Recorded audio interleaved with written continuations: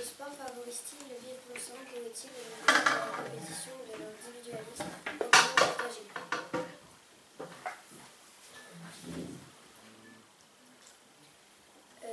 Moi, en fait, je suis entre les deux parce que le sport est généralement un travail d'équipe. Donc c'est pour favoriser le fair play, aider à s'entendre mieux. Mais maintenant, c'est plus l'individualisme. Parce que, par exemple, il y a beaucoup de joueurs de foot qui, quand ils marquent un but, pour eux, c'est eux la star et c'est personne d'autre. Moi, je suis d'accord avec la deuxième opinion de Maya, que le sport c'est plus maintenant le reflet de la compétition et de l'individualisme, parce que les salaires de certains joueurs n'est pas pareil selon leur poste. Par exemple, au football, le salaire d'un attaquant va être plus élevé que celui d'un défenseur. Moi je trouve que c'est plutôt l'inverse, qu'il peut y avoir quand même pas mal de joueurs qui jouent en collectif que tout seul. Tu peux donner un exemple précis parce qu'ils ont avancé des exemples. Je sais pas, au foot des fois il y en a qui jouent ensemble, mais ils ne jouent pas forcément seuls. Il faut être précis dans les exemples que tu peux avancer. Aide-toi du film, par exemple, que tu as vu. Quand il y avait quelqu'un qui marquait, ils ne disaient pas que c'était forcément lui, c'était les autres qui avaient aidé à marquer. C'est l'équipe. Donc c'est l'équipe qui marquait. Moi je pense que ça favorise le vivre ensemble, car si on ne s'entraide pas et on n'est pas fair play, on n'avancera pas. On aura moins de chances de gagner. Par exemple, pour le film L'incroyable équipe, ils ont réussi à gagner à la fin car ils se sont entraînés. Ils étaient soudés, ils s'entraînaient.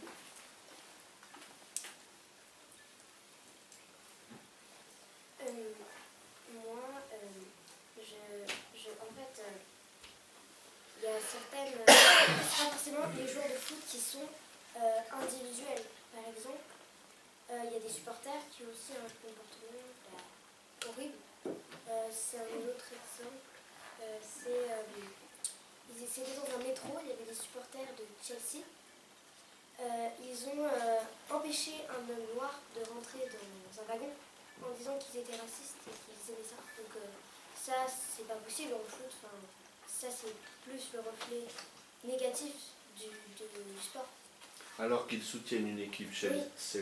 Chelsea, où il y a des joueurs de plusieurs nationalités. Donc, effectivement, vas-y. D'ailleurs, les joueurs du Chelsea ont été outrés par ces comportements. Donc, ils ont les personnes qui ont fait ça sont interdites de match pendant 5 ans. 5 ans, ou 3 ans. Interdits de... Aussi, je crois que c'était cet été. C'était un match au Mans, je crois. Et il y a eu des banderoles homophobes à plusieurs reprises qui se sont déroulées dans les spectateurs. Ils ont déroulé dans les gradins des Banderoles avec des messages homophobes. homophobes pour insulter l'équipe d'en face, Ouais. c'est ça? Et il y a eu des conséquences, comme elle nous a expliqué. Je sais pas. D'accord. Je sais qu'il y en a qui ont été identifiés et que le match a été arrêté à plusieurs reprises, mais je ne sais pas s'il y a eu d'autres conséquences des peines. Et donc pour vous, ça dénature, ça abîme le sport, ça abîme le vivre ensemble. Même si c'est les supporters, pas forcément les joueurs. Mais je pense que le foot, il y a trop d'embrouilles. Parce que par exemple, Marseille-Paris, tellement il y a d'embrouilles, tellement il y a des insultes. Mais les supporters de Marseille, ils n'ont plus le droit d'aller au stade de Paris. Tellement ils s'embrouillent pour rien. C'est-à-dire, alors là, j'aimerais revenir sur ce que tu dis, c'est-à-dire qu'à un moment donné, la rencontre de foot, c'est qu'un prétexte pour s'affronter finalement. Oui. Ils ne viennent pas pour le foot. Ils viennent que pour l'argent, que pour marquer. Je parle des supporters, finalement, ils viennent juste affronter les autres, quoi. Oui. Est-ce que ça leur plaît finalement de regarder le match de foot? Non. Donc on va vraiment... Et donc pour toi, ça détruit le vivre ensemble. Ça. D'accord. Et c'est finalement, le foot aussi perd de la valeur, selon toi? Oui, c'est plus comme avant. Alors explique-moi ce qui pourrait être comme avant. Ben, avant, ils jouaient tous fair play et tout. Mhm. Maintenant, C'est-à-dire deux équipes qui se rencontraient, qui se respectaient, et des supporters qui finalement soutenaient leur équipe et respectaient aussi les adversaires. Là, on ne le retrouve plus. Maintenant, s'il y a une équipe qui, maintenant s'il y a une équipe qui gagne, l'autre elle va pas forcément être très très contente et ça peut pas être très très bien. Ça peut dégénérer. Oui.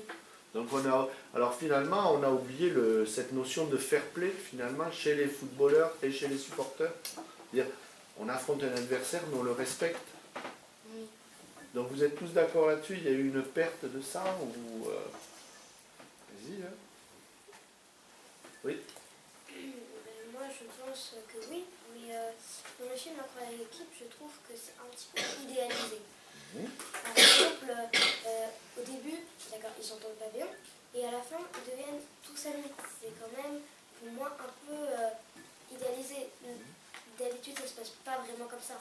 Enfin, il y a, au début, quand deux équipes ne s'entendent pas bien, à la fin, elles finissent pas par être amies. Ou alors, c'est très rare. Je suis d'accord avec Maya, mais c'est un film qui porte un message. C'est un peu fait exprès pour porter un message par rapport à ce qui se passe justement en sport actuellement. Et qui défend l'idée qu'il faut revenir à cet esprit d'équipe finalement. Après, précision, c'est au tout début du football. Hein. Il commence juste à apparaître. Hein. Et est-ce que vous avez une raison qui fait que ça a changé, cet esprit? L'argent. L'argent, vas-y, développe, puisque tu as exemple, donné un bon exemple tout à Par l'heure. exemple, beaucoup de footballeurs qui deviennent de plus en plus connus en faisant des Coupes du Monde, des matchs de Ligue 1, des championnats d'Europe. Ils peuvent par exemple aussi faire des pubs pour gagner plus d'argent, devenir sponsor, etc. Comme par exemple Griezmann Gillette. Et aussi, par l'argent, les pubs d'entre-matchs qu'il y a souvent, ça rapporte beaucoup d'argent à ceux qui les font. ben, je pense que, par exemple, Messi, il fait des sponsors avec des chips. Et du coup, ben, il fait ça que pour l'argent. Il profite. Oui. Et tu penses que... est-ce qu'il y a encore un rapport avec son image de footballeur en faisant cette publicité pour des chips? Maintenant, il joue que pour l'argent parce que quand il marque un but, ben, c'est pas le même salaire. Oui. Je vais justement revenir à ce que tu disais Maria. Quand un joueur marque un but, plus il marque de but, plus il a le salaire.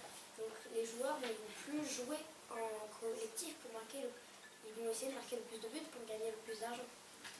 Ils ne vont plus jouer en collectif.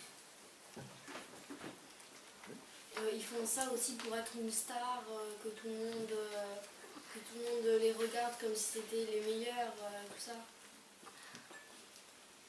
Je suis d'accord avec Chloé, ils sont aussi parfois pour certains symboles de mode et s'occupent beaucoup de leur image. Ils essayent de développer de nouveaux styles, de nouvelles choses. Tu peux donner un exemple précis? Moi j'avais vu un reportage, ça se passait en Afrique, et il y avait un jeune garçon qui regardait beaucoup le foot. Et exemple, son idole c'était Pogba, et à chaque fois que Pogba changeait de coiffure, il changeait de coiffure dessus. D'accord. Donc ça c'est le côté star pour les... Et ce changement, vous le constatez bien sûr, ce sont des sportifs professionnels. Mais est-ce que par exemple, je ne sais pas, vous êtes peut-être dans des clubs de foot ou autre sport, est-ce que vous le constatez dans des petits clubs? Est-ce qu'il y a ce... Voilà. Alors allez-y, non. Ben, maintenant, quand on est petit, on joue pas pour l'argent, on joue pour s'amuser. Alors que quand ça va dans des clubs pro, ben, par exemple des centres de formation, ben, les recruteurs ils vont plutôt se baser sur l'argent et pour attirer la famille. Du coup, la famille va s'intéresser sur l'argent. D'accord. Donc il y a deux étapes. Tu joues dans un petit club, finalement tu n'as pas d'enjeu d'argent. Mais si tu es remarqué par un recruteur, le recruteur va tout de suite mettre en avant l'histoire de l'argent pour attirer, pour motiver, pour... D'accord. D'accord. Dans les petits clubs, normalement, il n'y a pas vraiment de... Il faut peut-être des compétitions, mais ils ne misent pas de grosses sommes d'argent ou, je sais pas, une coupe, ou si peut-être une coupe, mais pas très précieuse. Mais dans les dans les compétitions professionnelles, il y a vraiment, par exemple, des grosses sommes d'argent. Enfin, les joueurs ne font pas forcément maintenant par plaisir. Quand ils sont doués, ils se disent, peut-être que je vais aller faire du foot pour gagner plus d'argent.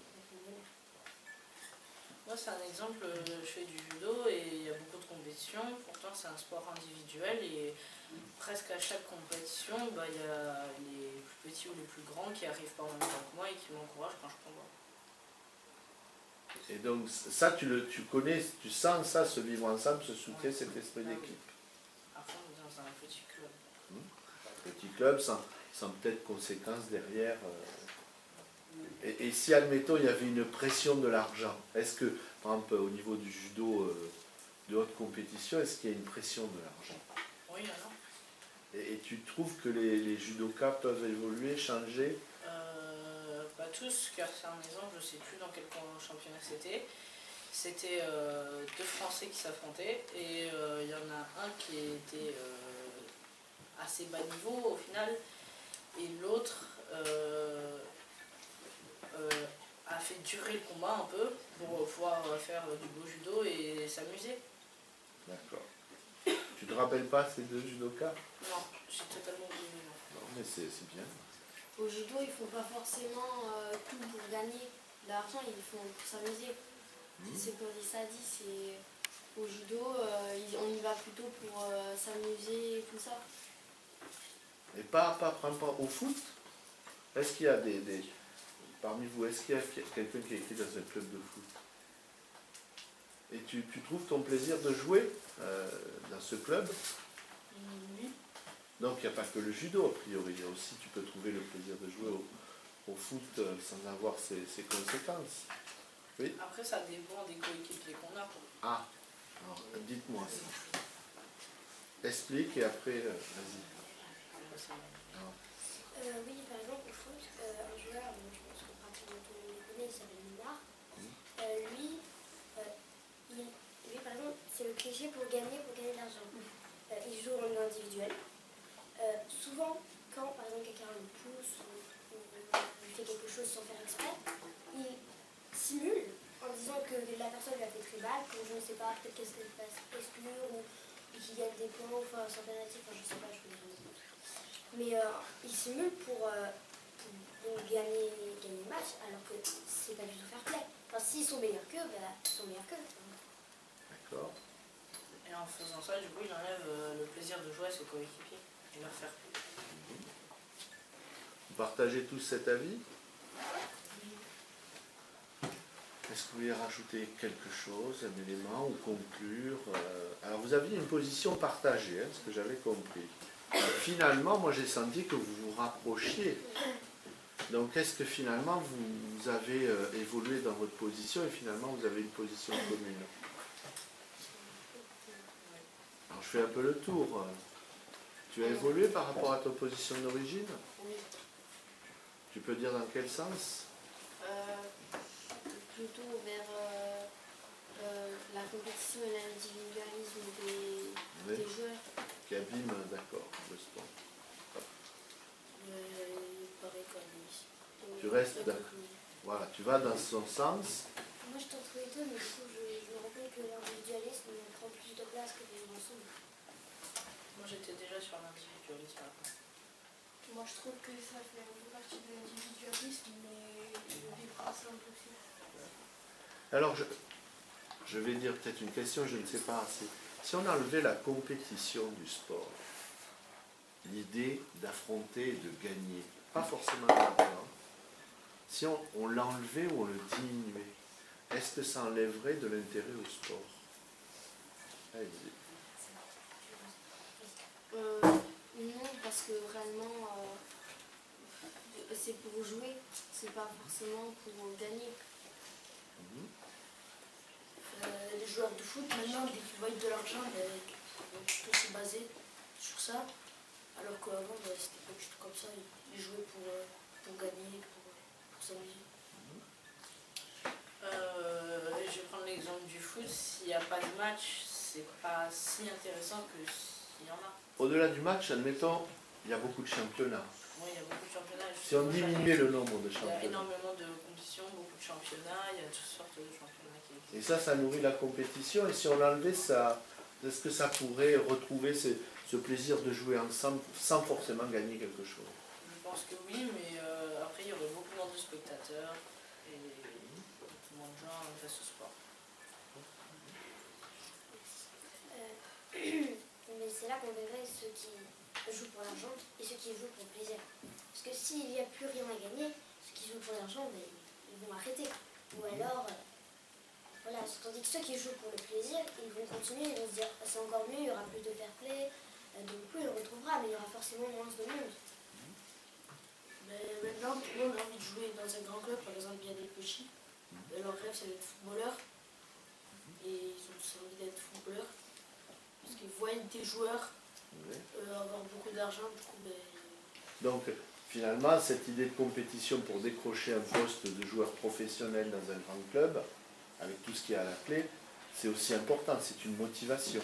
C'est une motivation, d'accord. Est-ce que vous vouliez rajouter quelque chose ?